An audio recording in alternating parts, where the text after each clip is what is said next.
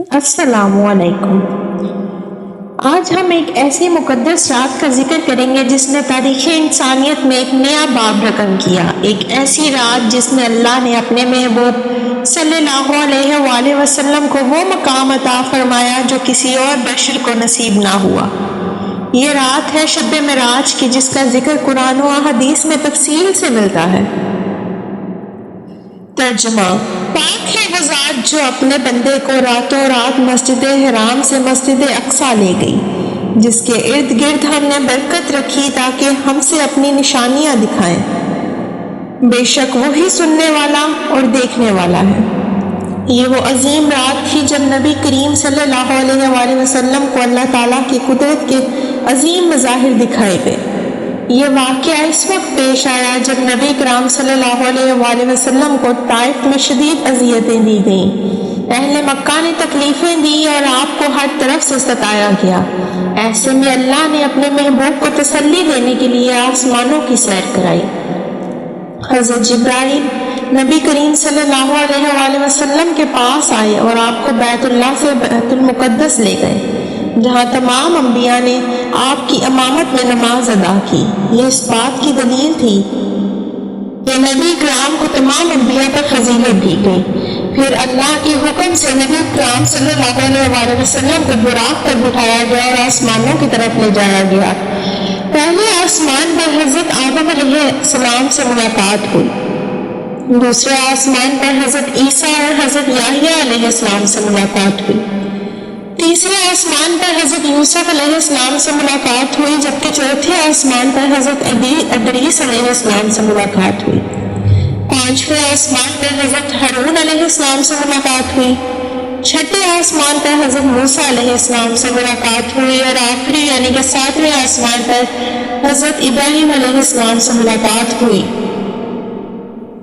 یہ سب مناظر نبی کرام صلی اللہ علیہ وآلہ وسلم کو دکھائے گئے تاکہ وہ انبیاء کی قربانیاں اور ان کے مقامات سے آگاہ ہوں۔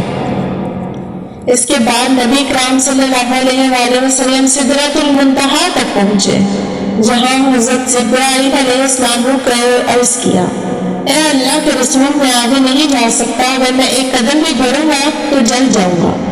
یہ وہ مقام تھا جہاں سے آگے صرف نبی کرام صلی اللہ علیہ وآلہ وسلم کا سفر تھا۔ آپ نے اللہ تعالیٰ کے حضور پہنچے اور وہ شرف حاصل کیا جو کسی اور بشر کو نہیں ملا۔ وہاں پر اللہ تعالیٰ نے آپ کو امت کے لیے 50 نمازوں کو تحفہ دیا، لیکن جب نبی کرام صلی اللہ علیہ وآلہ وسلم واپس لوٹے تو حضرت موسیٰ نے آپ سے فرمایا: اے محمد، آپ کی امت یہ نمازیں ادا نہیں کر سکے گی، اللہ سے کمی کی درخواست کریں۔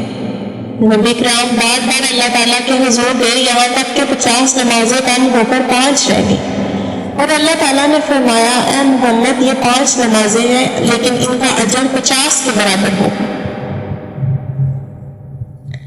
یہ رات ہمیں 5 نمازوں کی یاد دلاتی ہے۔ ہمیں اس رات میں توبہ اور عبادت میں وقت گزارنا چاہیے، نبی کریم پر درود بھیجنا چاہیے، خاص طور پر سورۃ النجم کی تلاوت کرنی چاہیے، تہجد، توبہ اور حاجت کی نماز پڑھنی چاہیے۔